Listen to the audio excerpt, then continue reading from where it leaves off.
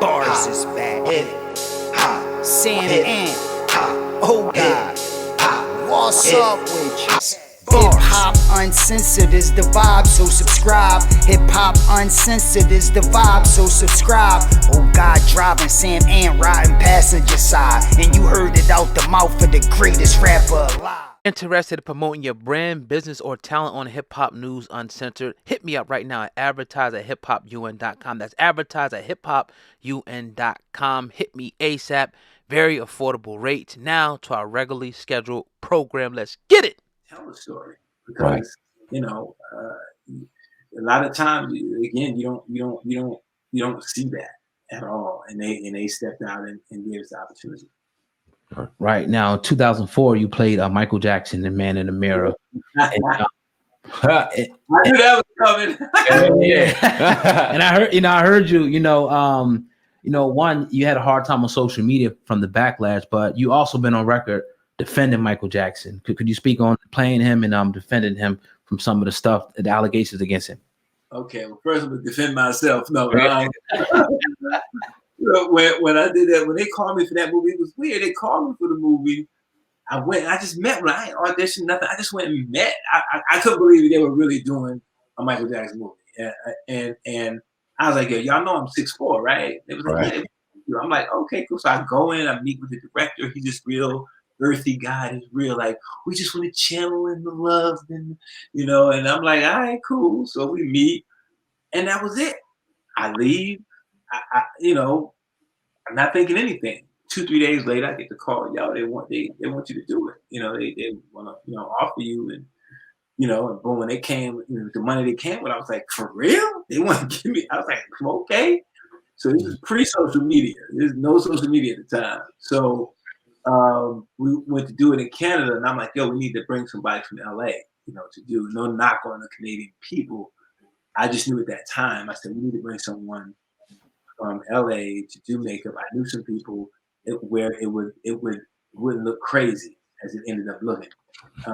And when I got there, they wanted to put this fake nose on me, and I was just like, no, we can't do that. We can't. And then they just airbrushed the makeup. I was like, yo, I'm still ashy. Y'all see it? I'm still ashy. Once I saw that, I was like, oh, but they said we had the original music. So that was the thing that I said, oh, well, people will pay attention to that at least. I'm doing these big performances, the Man in the Mirror, like the real songs. And then kind of past halfway, producers had me come sit in the trailer. Like, so about the music. The legal team reached out, and it's not going to happen. So I'm just like, what? We got a producer for right up here, and they're going to, I'm like, all right. So cut to, you saw the music in there, but it was something else. Now I was fortunate enough to meet Michael, while he was alive. I was fortunate to meet him on a couple of occasions. My wife knew him, and I got to, sit down with the family. I remember after he passed, and we sat with Latoya for like 2-3 hours, and she just really shed some light on a lot of stuff. And I just never believed it. I was like, no, I don't believe it. I'll never change my mind. I knew what it was. Mm-hmm. It's power. It's the power he held.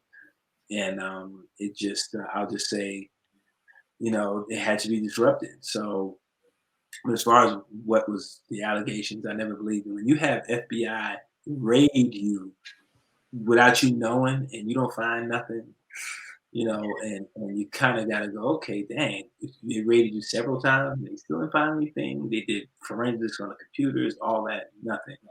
And the paying off, I understand what, he's like, I don't want to deal with this no more here. Paying off don't mean you guilty. It means like, I just want to be done with it.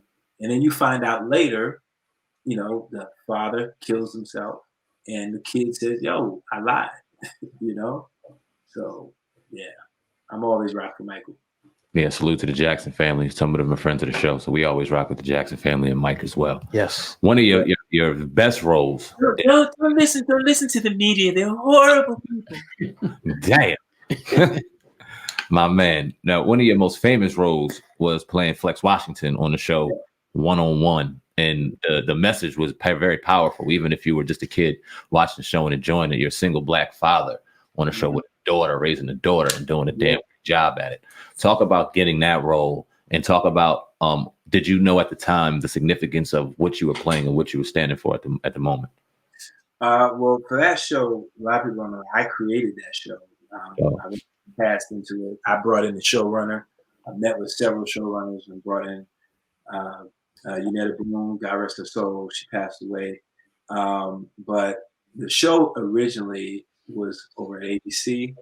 Had a script deal and a different writer at the time, and it didn't work out. It wasn't delivered the way I wanted it to be. So I just revisited it later because it was still my creation and my idea. So I said to my agent, hey, I want to revisit this idea and kind of go back to what I originally wanted it to be. So I sat down with Green Black John Lowry studio. They had an overall deal at Fox. And we just pitched it. Said, yo, because the idea came from, and the crazy thing was, I went through a battle for a while with the showrunner just of the creation because the guild's recognition, and what you do is two different things. You can say, oh, I created it, but if you don't register it and do the proper steps in the Writers Guild, you're not protected. And at the time when I came up with it, I was young. I didn't know anything about registering the idea, and nobody told me. So that was on me. But the show spawned from two things. I had one of my boys from Harlem was a teenage father, and so it was tough for him to go hang out. We would make fun of him. Oh man, you can't go nowhere. Like, yo, we going to such and such. What you doing? And he'd be, man, y'all ain't right. And so I just thought of his life, and then I saw an LL Cool J commercial where it was a Coca-Cola commercial. He was doing his daughter's hair on steps. And when he finished, the ponytails were all messed up. I was like, man, that's a show. Mm-hmm. Then I see Kyla she was doing a string of WNBA commercials. They were playing the Little Rascals music. And she would go up to like Lisa Leslie and say, oh, you're Lisa Leslie. Oh my God. And she would go, oh, you want my autograph? And then it would go like from sweet music to, I don't want your autograph. You haven't scored this many points. Your defense was weak. And then I was like, yo, this little girl is brilliant. I had to say before that. So that was the birth of One on One.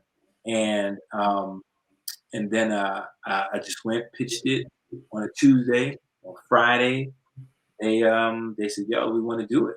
And it was important to me to show a single black father not running from his responsibility and showing his friend, everybody else, as the village that I came up in, a village that really helps raise children.